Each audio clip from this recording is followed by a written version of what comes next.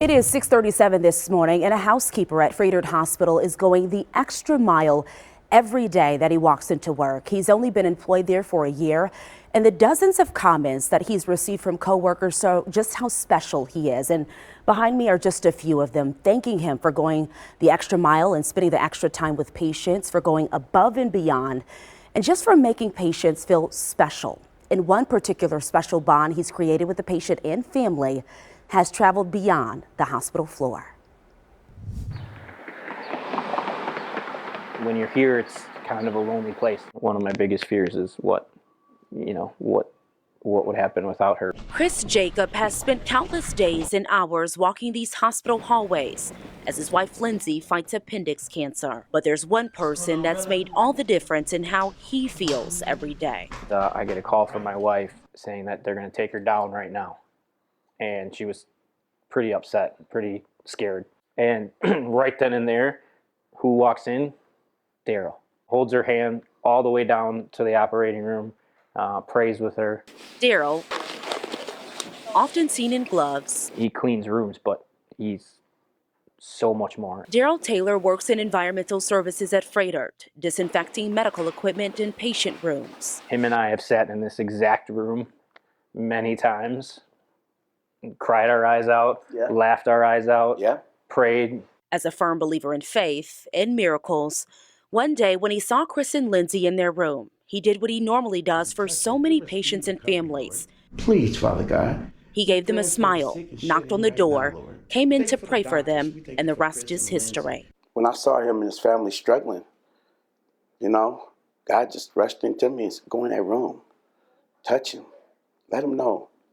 Let them know it's okay to cry. We've now developed a friendship that'll last forever. And we're more than friends, we're family now. A family bound by more similarities than you can see. When I see Chris, I see myself.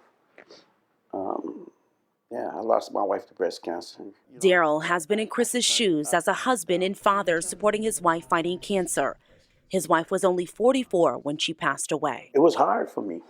So when I see you in that room struggling, seeing your wife lay there and your son right there,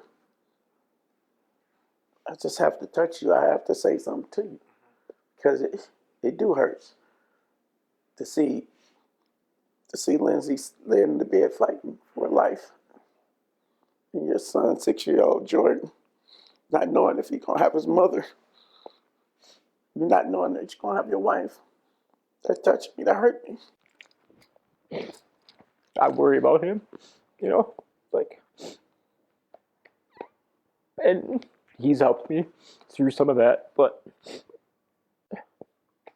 it's been tough. I'm blessed to have my family, but he's our everything. When I go in that room, I don't look at myself as a housekeeper. I look at myself going in there saving lives. He did as much for Lindsay as those nurses out there or those doctors did. Cleaning the room is 40%, but the 60% is just touching that patient, giving that patient hope. Staying in touch with that patient, letting them know it's okay to go through depression. I go through it with you. Our paths wouldn't have crossed in a normal life, and I'm so glad that they did. And I thank God for him every single day. Symone, Woolridge, TMJ4 News. Like that? Well, Lindsay's family created a charitable organization called Living for Lindsay, providing resources for families battling appendix cancer. One way they are raising funds to do so is through a now annual golf outing, which is scheduled for June 29th. And guess what? Daryl will be the guest speaker. As for Daryl, he tells me this is the first job that he's ever ran to. He hopes this story inspires and encourages others to be kind, to be strong, and to keep the faith. And you have to love that. There was so much that I wish I could have fit into the story, but hopefully that was able to tell just a little bit of it. But just an amazing story, an amazing relationship that they have. It's beautiful. I love what he said. He's like, 40% of what I do is cleaning the rooms. The rest of it's being here with the patients. Yeah. And just watching the tears come down his face, because he knows what it feels like to be in that situation. And to offer that hope and to be there with them and just support. Support is a lot of what he's doing. I was crying. We were all crying in that room. Everybody's tearing up watching it as well. So our best to Chris and his wife and Daryl. Keep the fight, too. Lindsay. Yeah.